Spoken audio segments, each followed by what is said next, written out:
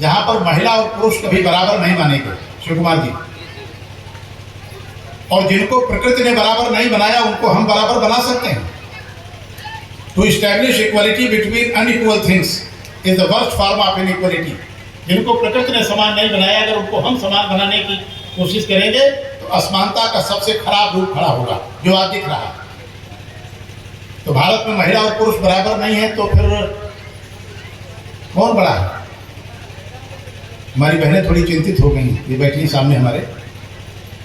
हमें संस्कृत नहीं आती, पर पिताजी के कारण थोड़ा अभ्यास हुआ, उन्होंने को एक सूत्र बताया, अभ्यर्हितम च, माने one who is superior is first. जो श्रेष्ठ होता है त्रिवेदी जी उसका नाम पहले लिया जाता है। तो भारत में क्या परंपरा है शिव कुमार जी?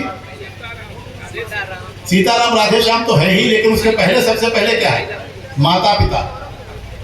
पिता माता नहीं है, माता पिता। सीताराम, राधे श्याम, भवानी शंकर, गौरी शंकर, गिरिजा शंकर, लक्ष्मी नारायण, सबसे पहले नाम महिला का है। तो जो बड़ा होता है, जो श्रेष्ठ होता है, उसका नाम देने की परंपरा भारत में है। और आज महिला सम्मान हम उन लोगों से सीख रहे हैं जो 8वीं शताब्दी तक कहते थे कि महिलाओं में आत्मा नहीं होती। ये कौन लोग हैं? जान गए होंगे सब लोग, आप लोग। लेकिन जब सेंट मैरीज का जन्म हुआ तब उनको समझ में आया कि अगर महिलाओं में आत्मा नहीं होती, अर्थात जैसे तरबूज है, खरबूज है, आम है, केला है, वैसे महिलाएं हैं।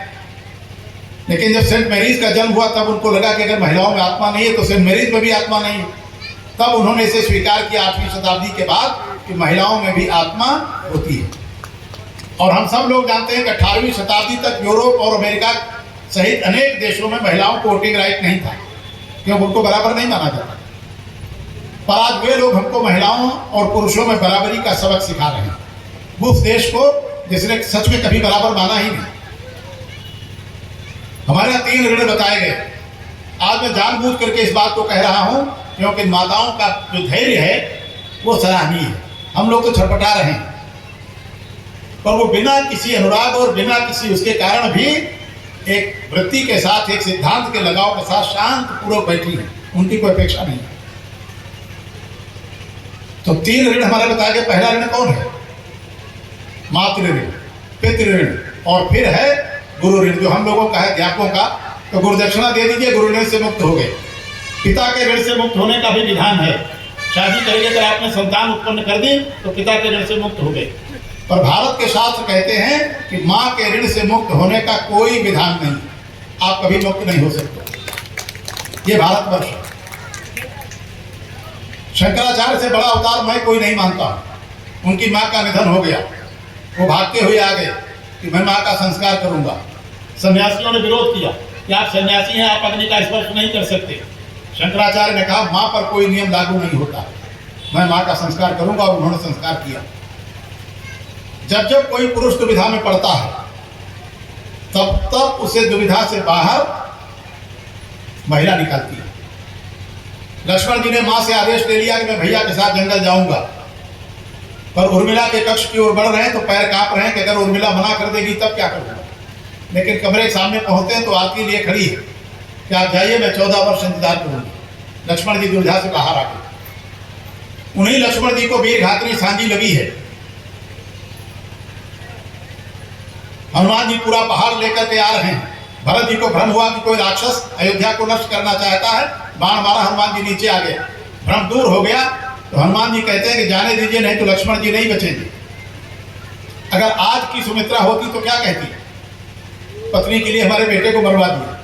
और वो क्या कहती हैं?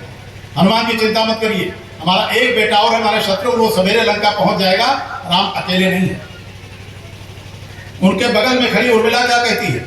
हनुमान जी निश्चित रहिए, आप आराम से जाइए। सूर्य में साहस नहीं है कि वो आपके पहुंचने के पहले उदय हो जाए, वो उदय हो ही नहीं सकते, आप आराम से जाइए।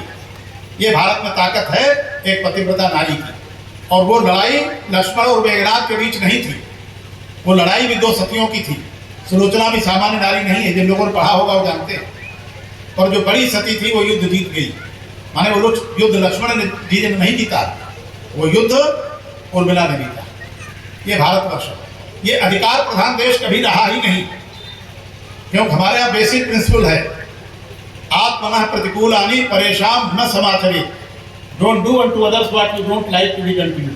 जो बात आपको खराब लगती है वह दूसरों के साथ कभी मत करिए। अगर यह कर्तव्य बोध हमें हो जाए तो फिर किसी को अपने अधिकारों की चिंता करने की जरूरत है? हमें अपनी बेटी बेटी और दूसरी बेटी हमको वस्तु दिखाई पड़ती है। अगर हमें अधिकार बोध की जगह कर्तव्य बोध हो तो जैसे हमारी बेटी है वैसे ही हर बेटी किसी न किसी की बेटी है, हमें वही दृष्टि रखनी चाहिए। महिला सम्मान और सुरक्षा केवल कानून बनाने से नहीं होंगे। जिस भूमि पर हम खड़े हैं 18 कानून कम से कम, पांडे जी हमें याद है कि 18 कानून शायद हैं, हो सकता है 2-4 और बन गए, पर केवल कानून बनाने से महिलाओं का सम्मान और उनकी सुरक्षा नहीं होगी। यह तब होगी जब हम भारत के शास्त्रों और भारत के विचारों को अपने साथ जोड़ें। हमारे यहाँ प्रत्येक महिला, उसको क्या कहा जाता है, या माँ या बहन, वो केवल वो लेडी नहीं थी, लेडीज एंड जेंटलमैन नहीं था। इसलिए यह भारत अधिकार बोध पर आधारित नहीं था, कर्तव्य बोध पर आधारित था। और अगर हमें कर्तव्य बोध हो जाए तो फिर किसी को अपने अधिकारों की चिंता करने की जरूरत नहीं है। पूरे रामचरितमानस में कौशल्या कुछ नहीं बोलती, पर पुत्र को राजा अभिषेक के दिए वनवास हुआ तो मां का हृदय विद्रोह करता है। फिर जो कहती है उससे पता लगता है कौन बड़ा है। जो केवल पितु आए सुताता तो जन जाओ जान बड़ी माता। हमारे यहाँ पत्रकार बंधु भी बैठे हुए हैं, उन्होंने कहा अगर केवल पिता ने कहा जाने को तो you need not to go and tell your father that mother has overruled decision. तो डीएम के आदेश को एसडीएम ओवररूल कर सकता है, या राष्ट्रपति के आदेश को कलेक्टर ओवररूल कर सकता है। लेकिन जैसे राम ने कहा कि केवल पिता नहीं है इसमें मां माने कैकेयी भी शामिल है, तो कौशल्या का अधिकार बोध नहीं कर्तव्य बोध देखिए। शी स्टैंड्स बिटवीन, जब पितुमातु कहो बन जाना तो कानन शत अवश्य बाना। अगर दोनों ने कहा बेटे तब जाओ जंगल, तब वो जंगल तुम्हारे लिए 100 अयोध्या से भी बड़ा होगा। और यही हकीकत हुई। अगर राम जंगल न जाते तो राम राम नहीं होते। ये भारतवर्ष है।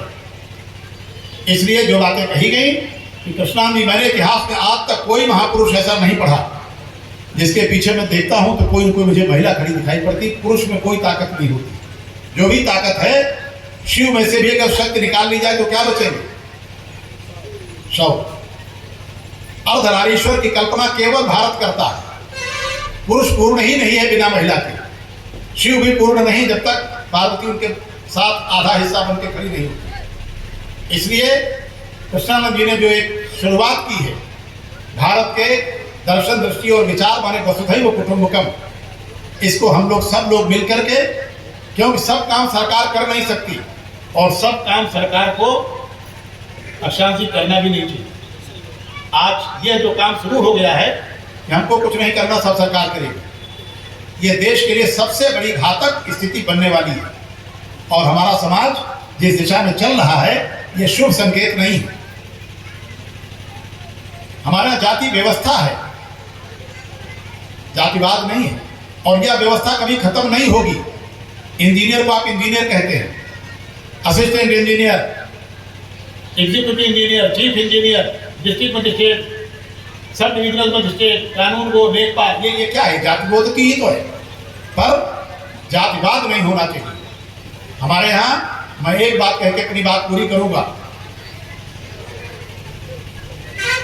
इस देश में अगर शहीदों का इतिहास लिखा जाए, पांडे जी हमारे बैठे हैं विश्व हिंदू परिषद, और उसमें अशफाक उल्लाह खां का और अब्दुल हमीद का नाम न हो तो इतिहास पूरा होगा? वो हिंदी साहित्य अधूरा हो जाएगा अगर रहीम रसखान और जायसी को हटा दिया जाए।